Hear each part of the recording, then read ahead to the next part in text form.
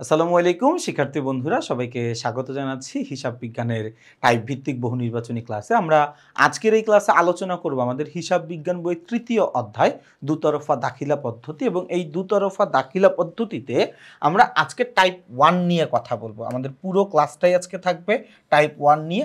Type 1-এ আসলে আমাদের দুতরফা দাখিলা পদ্ধতির ধারণা, দুতরফা দাখিলা পদ্ধতির মূলনীতিগুলো এবং বৈশিষ্ট্যগুলো নিয়েই আসলে আমরা আলোচনা করব। এবং আমাদের টাইপ 1-এ আসলে এমসিকিউ থাকবে হচ্ছে 1 থেকে 21 নাম্বার, অর্থাৎ আমরা 21টা প্রশ্ন এই ক্লাসের মাধ্যমে সমাধান করার চেষ্টা করব। তোমরা সবাই ক্লাসটা একটু মনোযোগ দিয়ে দেখবে। মনোযোগ দিয়ে ক্লাসটা করলে ইনশাল্লাহ এই টপিকে তোমাদের কারো কোনো অসুবিধা থাকবে না, এবং বোর্ড পরীক্ষাতে যে এমসিকিউগুলো আসবে ইনশাল্লাহ এর মধ্য থেকেই তোমরা কিন্তু কমন পাবা। ক্লাসটি শুরু করার আগে আমি তোমাদেরকে এটা বলে দিচ্ছি যে আমাদের এই ক্লাসের ক্ষেত্রে লাল রঙের যেই প্রশ্নগুলো রয়েছে, অর্থাৎ 3 স্টার দেওয়া যে প্রশ্নগুলো রয়েছে সেগুলো সর্বোচ্চ গুরুত্বপূর্ণ, এবং কালো রঙেরটা হচ্ছে কিছুটা তুলনামূলক কম গুরুত্বপূর্ণ। অর্থাৎ এখানে তারকা চিহ্ন দ্বারা আমরা আসলে প্রশ্নের গুরুত্বটাকে বোঝাচ্ছি। ওকে, আমরা চলে যাই তাহলে। হ্যাঁ, ঠিক আছে। ওকে, আমরা চলে যাই তাহলে 1 নম্বর প্রশ্ন। আমাদের 1 নম্বর প্রশ্নে বলেছে দুতরফা দাখিলা পদ্ধতির মূল নীতি কোনটি? দুতরফা দাখিলা পদ্ধতির মূল নীতি কোনটি? দুতরফা দাখিলা পদ্ধতির মূল নীতি হচ্ছে সামগ্রিক ফলাফল নির্ণয়। দুতরফা দাখিলা পদ্ধতির মূল নীতি হচ্ছে সামগ্রিক ফলাফল নির্ণয়।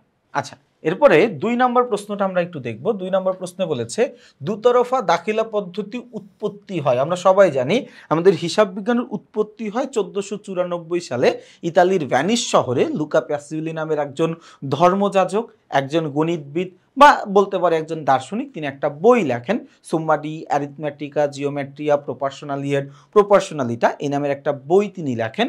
ওই বইয়ের মধ্যে তিনি একটা অধ্যায় ছিল, অধ্যায়ের নাম ছিল ডাবল এন্ট্রি সিস্টেম, এবং ওই ডাবল এন্ট্রি সিস্টেম থেকেই কিন্তু আমাদের মূলত এই হিসাব বিজ্ঞানের উৎপত্তিটা হয়। তো আমাদের ডাবল এন্ট্রি সিস্টেম বা দুতরফা দাখিলা পদ্ধতির উৎপত্তি হয় কখন?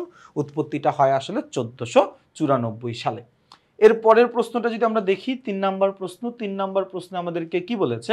বলেছে যে দুতরফা দাখিলা পদ্ধতি হচ্ছে একটি পূর্ণাঙ্গ পদ্ধতি, একটা নির্ভরযোগ্য পদ্ধতি এবং একটা বিজ্ঞানসম্মত এবং স্বয়ংসম্পূর্ণ পদ্ধতি। অর্থাৎ উত্তর কিন্তু আমাদের 1, 2, 3 অর্থাৎ ঘ নাম্বারটা, তাই না? আচ্ছা, এরপরে আমরা যদি চলে যাই চতুর্থ নাম্বার প্রশ্নে। চতুর্থ নাম্বার প্রশ্নে আমাদেরকে বলেছে যে দুতরফা দাখিলা পদ্ধতির বিবেচ্য বিষয় হলো মোট সম্পদ সমান দায়যোগ মালিকানা সত্ত্ব। হ্যাঁ, এই কথাটা সঠিক।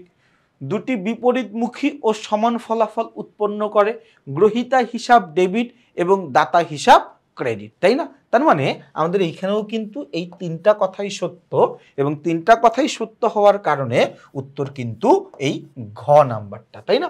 আচ্ছা, এরপরে যদি আমরা চলে যাই আমাদের প্রশ্ন নাম্বার 5 নম্বর প্রশ্নে কি বলছে আমরা দেখি। বলেছে যে পদ্ধতিতে প্রতিটি লেনদেনের ডেবিট ও ক্রেডিট উভয় দিক লিপিবদ্ধ করা হয় তাকে কি বলে? যেই পদ্ধতিতে লেনদেনের ডেবিট ও ক্রেডিট উভয় দিক লিপিবদ্ধ করা হয় তাকে কি বলা হয়? তাকে বলা হয় হচ্ছে দুতরফা দাখিলা পদ্ধতি। আচ্ছা, এরপরে 6 নম্বরে বলেছে লুকা প্যাসিওলি, যিনি হচ্ছে ফাদার অফ অ্যাকাউন্টিং বা আমাদের হিসাব বিজ্ঞানের জনক, তিনি কে ছিলেন? তিনি ছিলেন একজন ইতালির গণিতবিদ। দেখো ভাইয়া, উনার পেশা কিন্তু ছিল গণিতবিদ, উনার পেশা ছিল দার্শনিক, উনার পেশা ছিল ধর্মযাজক, 3টাই তার প্রফেশন ছিল। কিন্তু আমরা বহু নির্বাচনের ক্ষেত্রে কি করি? সবচেয়ে অ্যাপ্রোপ্রিয়েট যেটা, সবচেয়ে মানসম্পন্ন উত্তর যেটা, আমরা ওইটাকে উত্তর হিসাবে নিই। তো যেহেতু এখানে গণিতবিদ কথাটা সরাসরি আছে, তো আমরা গণিতবিদটাই নিয়েছি। যদি গণিতবিদ না থাকতো তখন কিন্তু আমরা ধর্মযাজক নিতাম, যদি ধর্মযাজক না থাকতো তখন কিন্তু আমরা দার্শনিক নিতাম। কথাটা কি বোঝা গেছে? তো আমাদের উত্তর হচ্ছে কি? উত্তর হচ্ছে ক। এরপর আমরা চলে যাব প্রশ্ন নাম্বার 7 নম্বর প্রশ্ন বলেছে দুতরফা দাখিলা পদ্ধতিতে মোট ডেবিট ও ক্রেডিট টাকার অঙ্ক সমান হয়, এই ধারণাই খেয়াল করো, আমাদের হিসাব বিজ্ঞানে বিশেষ করে দুতরফা দাখিলা পদ্ধতিতে মোট টাকার অঙ্ক, মোট ডেবিট টাকার অঙ্ক ক্রেডিট টাকার সমান হবে, এই ধারণাটাই হিসাব বিজ্ঞানের মূল ভিত্তি। এই ধারণাটাই কি আমার হিসাব বিজ্ঞানের মূল ভিত্তি। এরপরে আবার বলেছে দুতরফা দাখিলা পদ্ধতি হলো বিজ্ঞানসম্মত একটা পদ্ধতি। এই দুতরফা দাখিলা পদ্ধতি এটা কি ধরনের পদ্ধতি ভাইয়া? এটা হচ্ছে একটা বৈজ্ঞানিক পদ্ধতি এবং এর পাশাপাশি এটা হচ্ছে কি আমার লেনদেন লিপিবদ্ধকরণের একটা পদ্ধতি। কারণ দেখো দেখো এটা শুধুমাত্র দুতরফা দাখিলা পদ্ধতি না, একতরফা দাখিলা পদ্ধতিও আমার লেনদেন লিপিবদ্ধকরণেরও একটা পদ্ধতি, তাই না? তো এরপরে আরেকটা অপশন যেটা আছে আর্থিক প্রতিবেদন প্রস্তুতের পদ্ধতি, এটা আসলে আমরা বলতে পারি না, তো আমরা এখানে বলতে পারি উত্তর হচ্ছে 1 ও 2। 1 ও 2 কই আছে ভাইয়া? ক নাম্বারে। তাহলে আমাদের 8 নাম্বার প্রশ্নের উত্তর হচ্ছে ক। এরপরে আমরা চলে যাব প্রশ্ন নাম্বার 9। একটি লেনদেন কমপক্ষে কয়টি হিসাব খাতকে প্রভাবিত করে? কমপক্ষে বলেছে।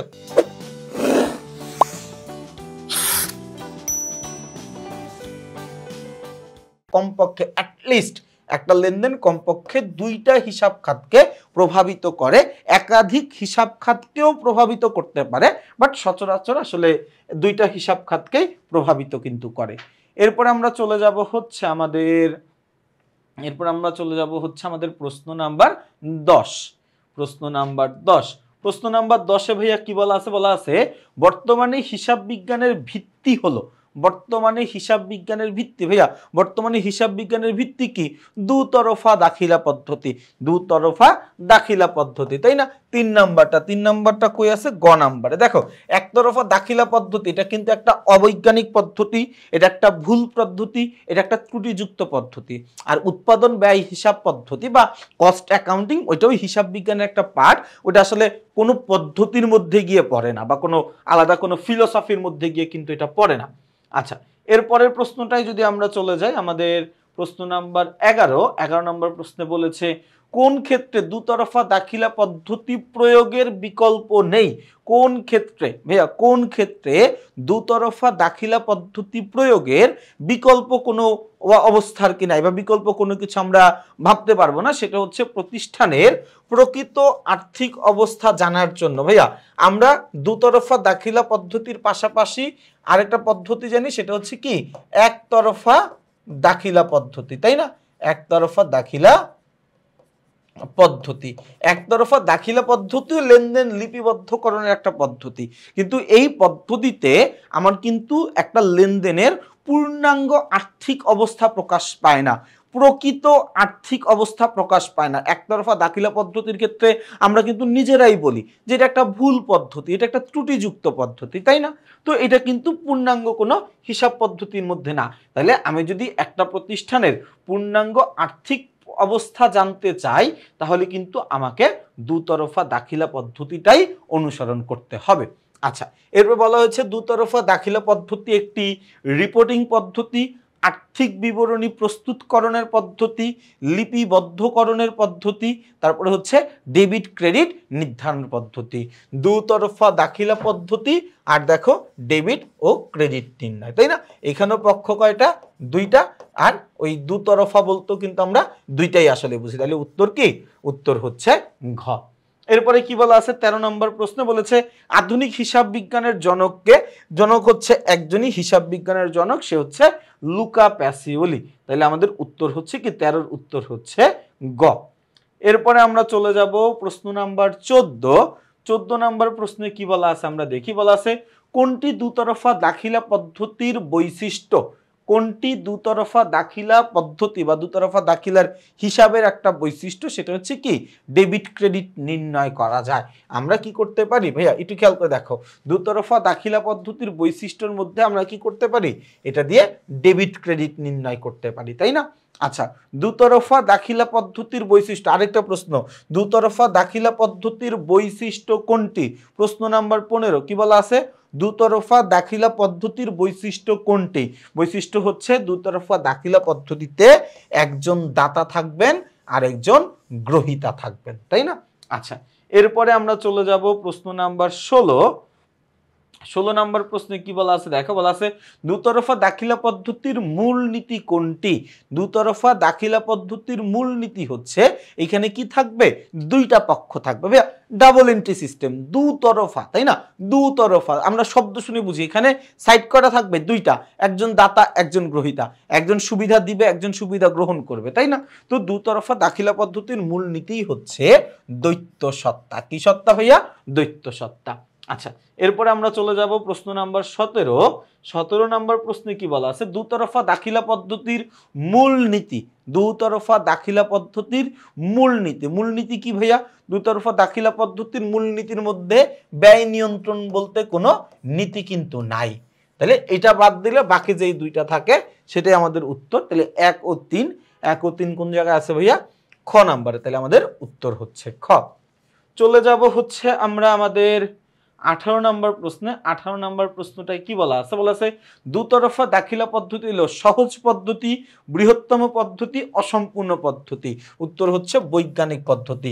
দুতরফা দাখিলা পদ্ধতি সম্পর্কে কয়েকটা শব্দ মনে রাখবা। দুতরফা দাখিলা পদ্ধতি একটা বৈজ্ঞানিক পদ্ধতি, একটা আধুনিক পদ্ধতি, একটা স্বয়ংসম্পূর্ণ পদ্ধতি। অর্থাৎ এই পদ্ধতিতে কোনো ধরনের কোনো ভুল নাই। এইটাই সর্বোত্তম একটা পদ্ধতি, যেই পদ্ধতিতে আমরা হিসাবগুলো সংরক্ষণ করতে পারি। আচ্ছা, এরপরে দেখো দুতরফা দাখিলা হিসাব পদ্ধতির নিচের কোনটির কোন বৈশিষ্ট্যটি প্রযোজ্য? দুতরফা দাখিলা হিসাব পদ্ধতিতে নিচের কোন বৈশিষ্ট্যটি প্রযোজ্য? সেটা হচ্ছে কি দ্বৈত সত্তার। ভাইয়া আমি আবারও বলতেছি, আমার এখানে দুতরফা মানে দুই, দুতরফা মানে দুই। তুমি যেই অপশনের সাথে এই জিনিসটা রিলেট করতে পারবা ওইটাই অপশন, যে জিনিসটা রিলেট করতে পারবা ওইটাই কি অপশন। তাহলে আমাদের উত্তর হচ্ছে কি ক নাম্বারটা, তাই না? আচ্ছা, এরপরে আমরা চলে যাব হচ্ছে প্রশ্ন নাম্বার 20। 20 নম্বরে কি বলা আছে, দুতরফা দাখিলা পদ্ধতির বৈশিষ্ট্য কোনটি?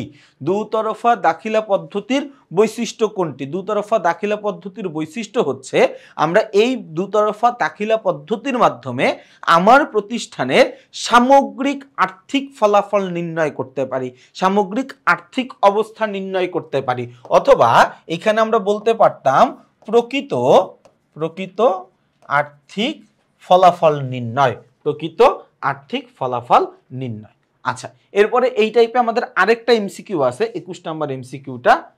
আচ্ছা, কি বলা আছে ভাইয়া একটু দেখি। এটা আসলে একটা জ্ঞানমূলক প্রশ্ন, এটা মুখস্থ করে রাখতে হবে তোমাদের সবাইকে।